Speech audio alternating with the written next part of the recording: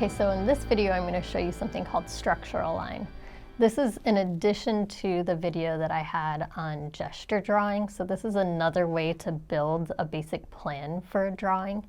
The other thing is that you might want to study the video that I have coming up that's called sighting, because those techniques are going to work really well together. So gesture drawing, this one, structural line, and sighting all work hand in hand to give you a basic plan for your drawing. The way that I like to think of it is that most people want to go into the detail of a drawing from the very beginning. And I always say that you want to build a good foundation to your house before you decorate your house.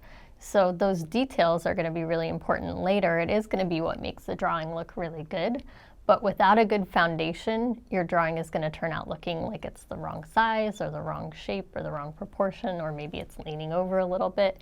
So structural line is going to give you a great way to plan everything out, especially if you have a more expansive drawing like a landscape that has a lot of different elements that fit together. So this will give you a really good plan so that when you do the detail, it looks great. I'm going to show you a couple of ways here now to do this, and so then you can practice it with the gesture drawing and with the sighting videos later. Okay, so the idea of using structural line is that you're basically giving yourself a plan to then draw the detail in. So I'm not going to do any of the details with this. I'm basically just going to box everything in. Then I'm going to use sighting to check my proportions, and then I'm going to draw the detail in. Sometimes how people deal with this is using a grid. I don't like to use a grid system because I think that that kind of flattens the drawing. And instead, what I want to do is I want to give myself something of a box. So I'm going to draw this mug over here. And the first part of the box that I'm going to draw in is my best guess about the proportion of the front side, so the red part of the curved part of the mug.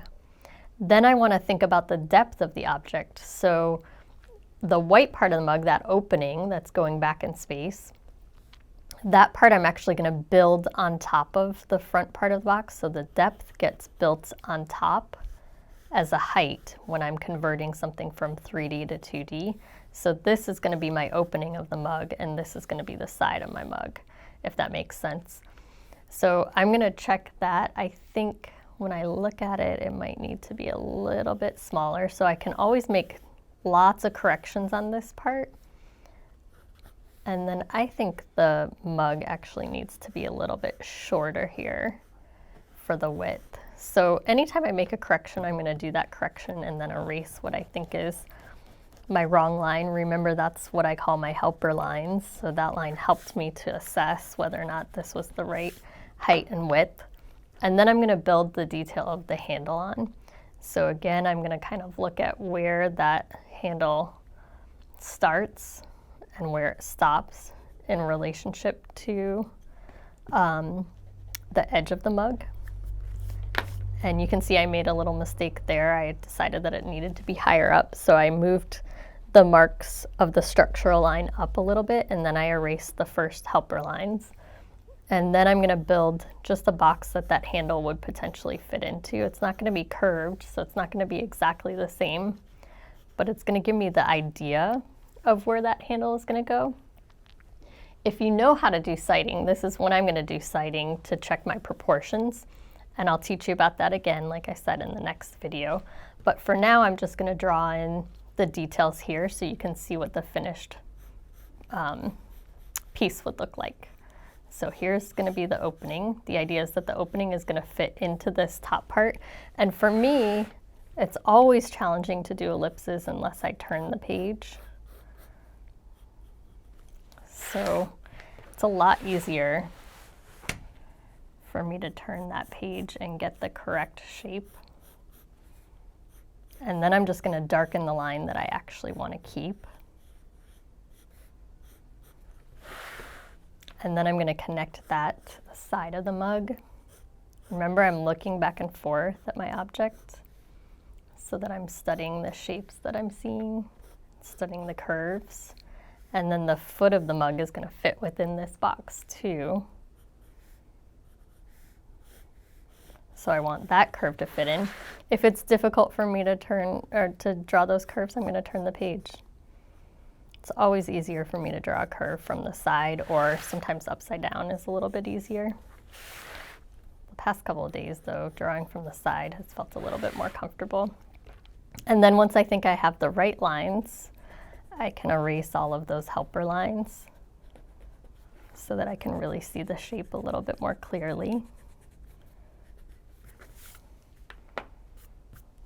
And then I'm going to look back at the mug and see, does that look about right? And now you can tell I have to move the box of the handle. Usually I'll do that at the end. So I'm actually going to grab my big eraser here, because that's a lot to erase. And let's put that structural line of the handle of the mug on there again. So I'm going to look at where it connects. And then I'm just going to sort of box out how far does that curve need to come. And then I'm going to draw it in. So I'm always looking back and forth. I'm going to be making a lot of corrections as I go. You're going to see that I never just draw one line and have it perfectly in the right spot.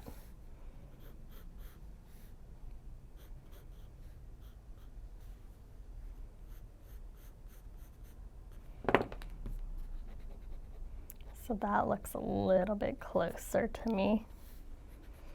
But the box, the structural line, gave me a little bit of a clue about how to do this one.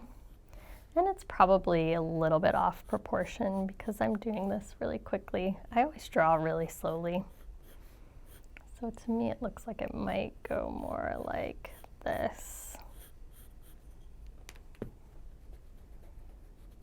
So you can see I always put in those wrong lines first, make corrections, and then change the line. So those first wrong lines are my helper lines. That's looking a little bit better. Not exact, but close. And really, to me, it's more important that it looks like it could be a mug that's realistic than that it's perfectly, exactly that mug that I'm looking at. Okay, so there you go. So now once I'm done, I can erase those structural lines. Those were just my guidelines to try to get my correct proportions and everything fitting together. And now that the details are done, I can go ahead and erase those. So that's all you need about structural line. Go ahead and watch the next video on sighting. When that's released, then that's gonna put those together, and that's gonna really help you out. Thank you all so much for watching. More videos are coming soon, so if you wish to subscribe to my channel, go ahead and do that. And also you can check out my website, lzmstudio.com.